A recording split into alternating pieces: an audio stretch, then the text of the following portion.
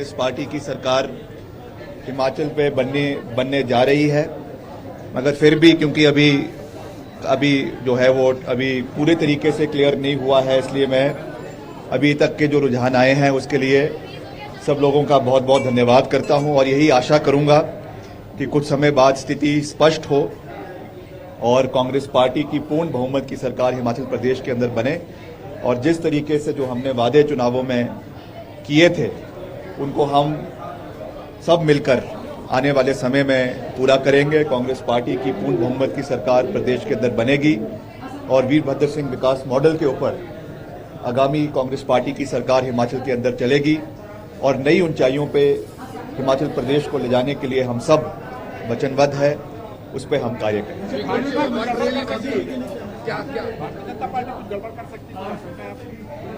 देखिए, वो गड़बड़ पार्टी ही है और उनका गड़बड़ करने का काम रहता है, मगर इस बारी हम चूकेंगे नहीं।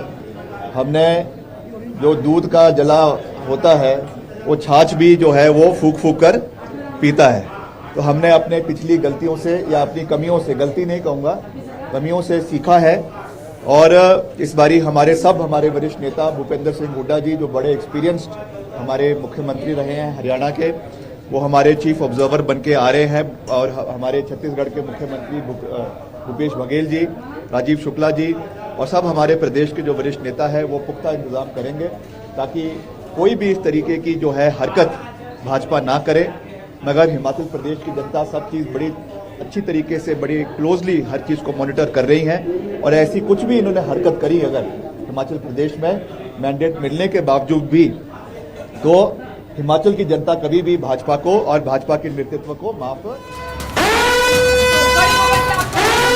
दावों की झड़ी जो पहले थी अब आगे बढ़ती हुई विक्रमादित्य सिंह शिमला ग्रामीण से कांग्रेस के उम्मीदवार स्वर्गीय वीरभद्र सिंह के बेटे। लेकिन यहाँ पर बड़ी खबर आपको बता दें, बीजेपी 27 सीटों पर आगे, कांग्रेस 38 सीटों पर आगे चल रही है।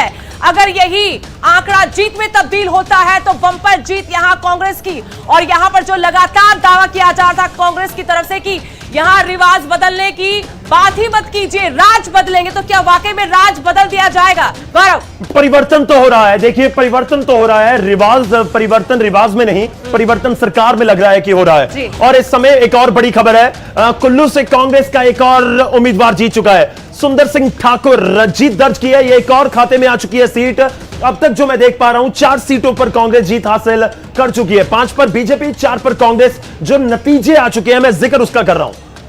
और जुब्बल कोटखाई से भी यहां पर कांग्रेस पार्टी ने जीत दर्ज कर लिया रोहित ठाकुर। हालांकि जुब्बल कोटखाई ऐसा माना जा रहा था जब उपचुनाव हुए गौरव और सुदेश, तो उसके बाद वहां पर कांग्रेस पार्टी ने जीत दर्ज की, लेकिन वहीं से कहीं ना कहीं कांग्रेस पार्टी को संबल मिला और उनको ये लगा कि आगे आने वाले विधानसभा चुनावों में भी हम जीत दर्ज कर लेंगे। तो जुब्बल कोटखाई भी कांग्रेस पार्टी ने अपने खाते में डाल ली है। एक बार फिर से जुब्बल कोटखाई कांग्रेस के खाते में। चेतन बरागटा कुछ नहीं कर पाए बीजेपी के लिए, निर्दलीय उतरे थे उपचुनाव में और काफी वोट लेकर गए थे। इसी उम्मीद के आधार पर बीजेपी ने अपने पाले में फिर किया, घर वापसी हुई, लेकिन जीत नहीं दिला पाए और यहां पर रोहित ठाकुर अपना सिक्का एक बार फिर जमाने में कामयाब हुए। बिल्कुल, एक तरफ हम आपको ग्राफिक्स में दिखा रहे हैं हारने वाले, एक तरफ दिखा रहे हैं जीतने वाले। जुब्बल कोटखाई का ये पूरा समीकरण है। आप मेरे दाईं तरफ देखिए, जुब्बल कोटखाई से बीजेपी के चेतन सिंह हार चुके हैं और दूसरी तरफ जीत चुके हैं। एक और बड़ी खबर, ये बड़ी खबर यह कि पहला निर्दलीय जो चुनाव जीता है और वो है आशीष शर्मा। गौरव 13,000 वोटों से जीते हैं। 13,000 वोट मायने रखते हैं हिमाचल प्रदेश की राजनीति में, तो निर्दलीय उम्मीदवार 13,000 वोटों से जीते हैं।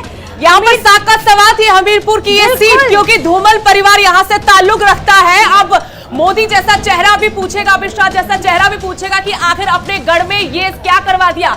नरेंद्र ठाकुर यहाँ से हार गए हैं बीजेपी के। हमीरपुर, अगर पूरे जिले की बात करते हैं तो यहाँ पर बहुत नाराजगी बीजेपी के खेमे में थी। दूसरी बार लगातार भाजपा यहाँ से हारी है। बिल्कुल। और चिंतपूर्णी की अगर हम बात करें, सुदर्शन सिंह बबलू, सुरेंद्र सिंह चौधरी, इसका हम पहले भी जिक्र कर चुके हैं कि वो वहां पर जीत हासिल कर चुके हैं। इनफैक्ट यहां पर बीजेपी तीसरे नंबर पर चली गई, क्योंकि बीएसपी का हम दिखा रहे थे आंकड़ा कि बीएसपी के उम्मीदवार हारे हैं, तो उसका सीधा सा मतलब था कि बीजेपी सेकंड पोजीशन पर भी नहीं रह सकी है चिंतपूर्णी की सीट के ऊपर और हार का सामना करना पड़ा। लेकिन चिंतपूर्णी से बीजेपी के उम्मीदवार कौन है? बलबीर सिंह, जिनको हार का सामना करना पड़ा है। तो कांग्रेस के खाते में ये पहली सीट आई थी चिंतपूर्णी। बहुत से लोग जाते हैं चिंतपूर्णी में मां का आशीर्वाद देने के लिए, और कांग्रेस को वहां से मिला है पहली सीट के साथ आशीर्वाद। अब ये सत्ता में तब्दील हो पाएगा या नहीं, तो ये एक बड़ा सवाल है। देवभूमि में क्या देवी देवताओं का आशीर्वाद इस बार कांग्रेस के साथ है, ये देखना दिलचस्प होगा। लेकिन ये दो तस्वीरें हम दिखा रहे हैं, एक तरफ चिंतपूर्णी में कांग्रेस के उम्मीदवार सुदर्शन सिंह बबलू जीत गए हैं, तो वहीं बलबीर सिंह को एक बार फिर हार का सामना करना पड़ा है।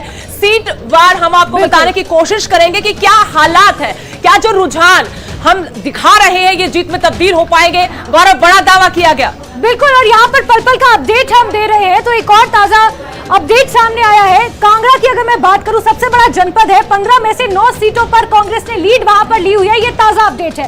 और इसका एक मतलब ये भी है कि अगर 9 से 12 के बीच सीटें मिल गई कांग्रेस को, तो कहा जाता है कि सरकार बन गई। हाँ, कांगड़ा का जिक्र है। इस बीच नालागढ़ निर्दलीय ये वही है जो बागी थे, जिनके नाम को लेकर बहुत चर्चा थी। केएल ठाकुर बीजेपी का खेल बिगाड़ते हुए और लगभग 9 से 10 हजार वोटों से आगे हैं। यहां से इनको हरा पाना ना कांग्रेस के लिए लग रहा है संभव और ना ही बीजेपी के लिए। जी जी, देखिए, हिमाचल प्रदेश में क्लियर कट कांग्रेस पार्टी की जीत होगी, क्योंकि सुबह से जो रुझान आ रहे हैं, किसी टीवी में दिखा रहे हैं कि हम 37 पे है, किसी में 39 पे दिखा रहे हैं, किसी पे 35 पे दिखा रहे हैं। बट हमारा जो ग्राउंड से खबर आ रही है हम लोग को, क्लियर कट वहाँ पे कांग्रेस पार्टी की सरकार बनेगी। तो खाता खुल चुका है, खाते से आगे बात बन चुकी है, लेकिन क्या सरकार बना पाएगी कांग्रेस? जो रुझानों में दिख रहा है कि कांग्रेस के पास पूर्ण बहुमत 35 का आंकड़ा है। फिर आपको बता दें, अगर आप हिमाचल से बाहर से ताल्लुक रखते हैं और इंटरेस्ट रखते हैं कि हिमाचल में किसकी सरकार बनेगी, तो 35 का मैजिक नंबर है, 35 वो आपको लेना होगा। रुझान कह रहे कि फिलहाल तो 39 पर है कांग्रेस, और बीजेपी बहुत पीछे चली गई है। यहां से बदलना, क्योंकि बहुत सारे इलेक्शन हम खुद कवर कर चुके हैं, और वहां से अब बदलना बहुत मुश्किल होगा कि यहां से अगर बीजेपी ऊपर आ जाए, मुश्किल है। इस बीच बड़ी खबर है, कांग्रेस को हॉर्स ट्रेडिंग का डर सता रहा है और इस तरीके के बयान सामने आ रहे हैं। विधायकों को कहीं और ले जाने की तैयारी भी है। जैस्मिन, बिल्कुल, तो बड़ी खबर आपको बता दें, शिमला से कहीं और ले जाने की तैयारी है। राजीव शुक्ला दिल्ली में मौजूद है, दिल्ली से शिमला के लिए जल्दी रवाना होने वाले हैं। हॉर्स ट्रेडिंग का डर यहां पर कांग्रेस को सता रहा है। जैसे लगातार कांग्रेस ये बयान दे रही थी कि हॉर्स ट्रेडिंग करेगी, बीजेपी तोड़ मरोड़ में माहिर है, इस तरह के दावे कांग्रेस पार्टी भाजपा के ऊपर इल्जाम भी लगा रही थी। तो वहीं से ये खबर निकल कर आई है, शिमला से कहीं और तमाम विधायकों को ले जाया जा सकता है। बिल्कुल, और यहाँ पर भूपेंद्र सिंह हुड्डा को बड़ी जिम्मेदारी सौंपी है। उस जिम्मेदारी पर बातचीत करेंगे, कैसे ले जाया जाएगा, कहां ले जाया जाएगा। हमारे सहयोगी है रवि सिसोदिया, वो हमारे साथ जुड़े हुए। रवि, क्या अपडेट है, कहां आप फिलहाल खड़े हैं? जी, देखिए, मैं हिमाचल के जो कांग्रेस के प्रभारी हैं राजीव शुक्ला, उनके आवास पे खड़ा हूं, और यहाँ पे अभी राजीव शुक्ला अपने घर पे मौजूद हैं। ऐसा बताया जा रहा है कि कुछ देर के बाद वो यहाँ से चंडीगढ़ के रवाना होंगे, और चंडीगढ़ में भूपेंद्र सिंह हुड्डा भी मौजूद हैं, और भूपेंद्र सिंह हुड्डा के साथ वो वहाँ से शिमला के लिए रवाना होंगे। वहीं दूसरी तरफ छत्तीसगढ़ के मुख्यमंत्री भूपेश बघेल भी शिमला के लिए रवाना होंगे, और वहाँ पर स्ट्रेटेजी बनाई जाएगी, क्योंकि कांग्रेस के सामने जो अभी तक जो नतीजे या जो रुझान आ रहे हैं उसमें कहीं ना कहीं सकारात्मक दिख रहा है। लेकिन जो चुनौती होती है, वो सबसे बड़ी चुनौती होती है कि अपने विधायकों को एकजुट रखना। सूत्र ऐसा बता रहे हैं कि जब जो तमाम ऑब्जर्वर्स और जो प्रभारी जब पहुंचेंगे शिमला, तो उसका जो उनके विधायक है उनको हिमाचल प्रदेश से किसी दूसरे राज्य में शिफ्ट करने की तैयारी की जा रही है। इस तरह की स्ट्रेटेजी बनाई जा रही है। तो जो चुनौती है, वो चुनौती है अपने विधायकों को एकजुट रखने के लिए, इसलिए रणनीति बनाई जा रही है। लेकिन रवि, यहाँ पर ये साफ कीजिए रवि, ये साफ कीजिए कि क्या ये स्थिति उस वक्त, ये नौबत उस वक्त आ सकती है, उसके लिए तैयारी हो रही जब 35 का आंकड़ा कांग्रेस के पास नहीं होगा और किसी को भी क्लियर मेजोरिटी नहीं मिलेगी, जनादेश नहीं मिलेगा, या फिर जब क्लियर मेजोरिटी तब भी कांग्रेस को डर सता रहा कि देखिए बीजेपी कुछ भी कर सकती है?